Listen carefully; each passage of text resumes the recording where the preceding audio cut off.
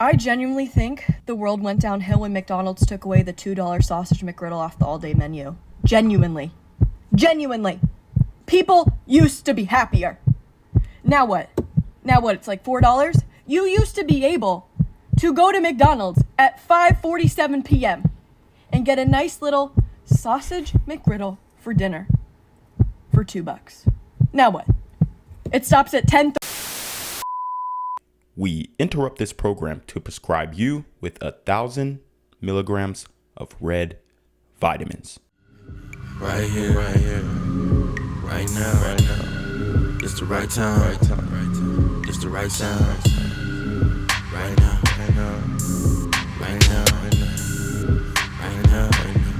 Tell the whole pipe down. Tell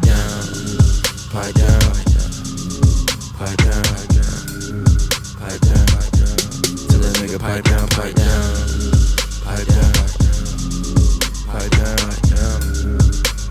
What's good, Shadow Realm? It's your boy Reclaim Your Throne coming at you with another crazy video. But first, my goal is to get to 10,000 subscribers by the end of the month. So make sure you go ahead and like, comment, share, subscribe. You already know. Reclaim your throne. I genuinely think the world went downhill when McDonald's took away the $2 sausage McGriddle off the all-day menu. Genuinely. People used to be happier. Now what? It's like $4? You used to be able to go to McDonald's at 5:47 p.m. and get a nice little sausage McGriddle for dinner for $2. Now what? It stops at 10:30? This is why people are depressed. This is why people are anxious. If maybe we could waltz up to a McDonald's at 7 p.m. and order a sausage McGriddle for $2 again, like we used to be, people would be happier. I think it would solve a lot of issues. Wow. Well, I'm just going to say the quiet part out loud. This woman has some huge tits, okay? But besides that, she's complaining that McDonald's removed the all-day breakfast menu, and she is complaining about the increase in the price of a sausage biscuit or McGriddle or whatever. Guys, what these women are not understanding is that these are things that y'all advocated for indirectly, okay? You advocated for the increase of minimum wage for fast food workers, which doesn't make sense at all, bro. Like, these are people who are doing low-skilled work, low-skilled labor. I can understand if the manager is getting paid more, and eventually you do get raises, but just to set a standard minimum wage for fast food workers so high, like in California, I think it's like $15, $20, you're going to see that price increase on labor pass on to consumers, okay? And that is how we've gotten this immense amount of inflation, because the policies that mostly women are advocating for, they are being enacted because we are living in a gynocentric world order right now. And everything that these women are asking for, they're pretty much getting. Now, they have taken some L's. You know, we've seen Roe v. Wade and all what they're doing in Alabama with the IVF thing. They're taking some L's. They're not getting everything that they want. But the majority of things, they are getting what they want politically, okay? And it's just funny that we continue to see videos of women complaining about price increase and women complaining about, you know, how difficult it is to be able to live and finance yourself and pay bills in 2024.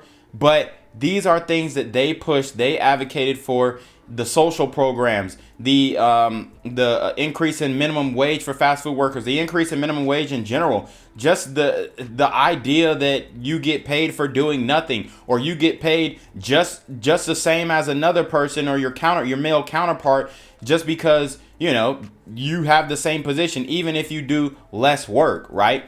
All these policies hurt, the economic order, and you are going to see that increase passed down to the consumer. You are going to see certain things getting suspended, okay, getting discontinued, if you will. And that is a direct result of the way that these women are posturing themselves socially and politically in this day and age. I don't know if anyone else can relate to this, but I just got off my 9-to-5 job and I want to go home and I want to go to bed. And this has been happening like every single day for a long time, where it's like I just feel so drained and exhausted, and the only thing I want is to go home and be by myself and to like maybe wash some dishes and watch a movie and go to bed. And my job is an office job. I sit at a desk all day, but I do interact with a lot of people. And I just think sometimes it drains me, and I know that I need to do better. I'm 23 years old, and I've been working at this job for almost 3 years.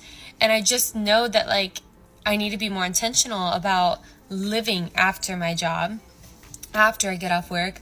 But it's just not happening right now, and I don't really even feel like I have the motivation to do anything differently. So I'm making this video to see if anyone else relates, if you've felt this way and then found ways to resolve it and be intentional about the after work time and like what worked for you. If you have tips like that, like I need to figure this out, and I need to feel better about literally just not being exhausted after I get off work and not motivated to do anything. So I'm going to try to think of some things. I'm going to try to do better, and I will like make videos if I can about that.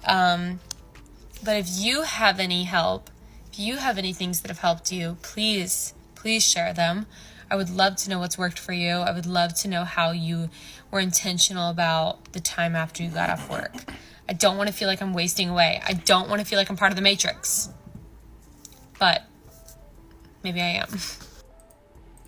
So as you guys can see, a lot of modern women are actually crumbling from doing what they advocated for, doing what they begged to do, which is going into the workplace, and they just are not able to find a work-life balance in 2024, right? With the advent of social media, you see, you would think that people would be more interconnected and people would have bigger social groups, bigger friend groups with the advent of social media and the interconnectedness or interconnectivity that we are experiencing in this modern age. But we're not seeing that. We're seeing people go deeper into shells, use entertainment, YouTube, Instagram, TikTok as their friends, okay? Women are making TikTok videos trying to get advice from strangers that they don't know, and then they're going to see certain advice and going to be, oh, well, that's a good idea. And it's not going to work for them because you're taking advice from a complete stranger who may or may not have good intentions for you.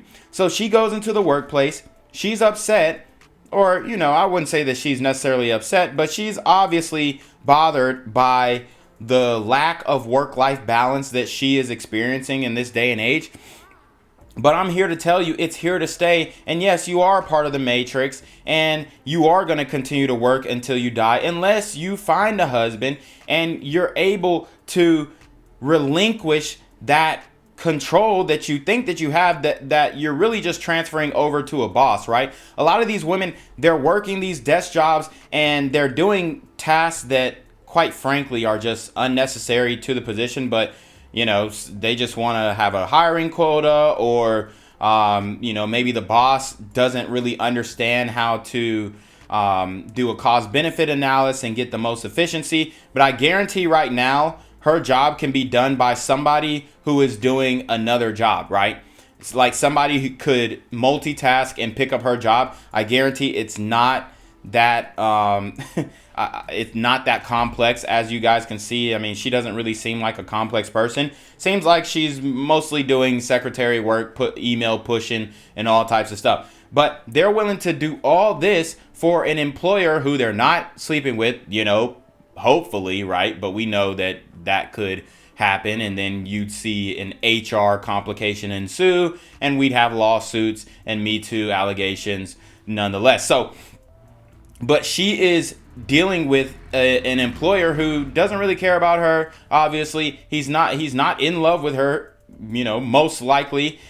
He's not trying to protect or provide for her. He's just, hey, this is a woman who works for me, and here's a job. They're willing to break their necks and give all their time to these men, these employers, these corporations, these companies, but they're not willing to pour that into a husband, right? Who could give you children, give you a family, give you long-lasting happiness and more of a relaxed lifestyle. They're not willing to do that in this modern age, and that is because the strong independent movement and all this other kind of stuff, all these other influences like TikTok and whatnot that are genuinely influencing women and basically having them believe that they can be strong and independent and do everything by themselves. But as you guys can see, they're not really getting the results that they thought they wanted. You're not going to become a millionaire by working a desk job. That, like, they genuinely think that they're going to become a millionaire by just, enter the workforce and then, I'm making 6 figures and then it's going to turn to $1 million next year. And that's how a lot of these women think. They really don't have any long-term understanding of how to build wealth. And you can't do that by participating in the rat race like this one is. But you already know what it is. It's your boy Reclaim Your Throne. Make sure you like, comment, share, subscribe. See your relationship request to the email down below with a screenshot of your CashApp so I know you pay your tithes, man. Y'all need to be on your motherfucking DM with the BS. You already know. Reclaim Your Throne. Want to become an elite level athlete? Well, look no further. The Reclaim Your Throne Elite D1 training course is all you need to take your performance from subpar to the creme de la creme of athletes all around the world. The purpose of this course is to give you a comprehensive weight training, speed, flexibility, recovery, and endurance program that is meant to prepare young athletes for collegiate and professional sports. This course is packed with over 2 hours of creative, action-packed lifts narrated and coached by yours truly to assure increased strength, speed, flexibility, recovery, and endurance. Hey, I get it. Training alone can be tough and can even make you feel misguided or somewhat unmotivated. But with this course, I walk you step by step through each and every lift to make sure you're using the proper form to prevent injuries and that you're hitting the correct muscle groups to render maximum results. So what are you waiting for? It's now or never. So go ahead and get the training course today so you too can reclaim your throne.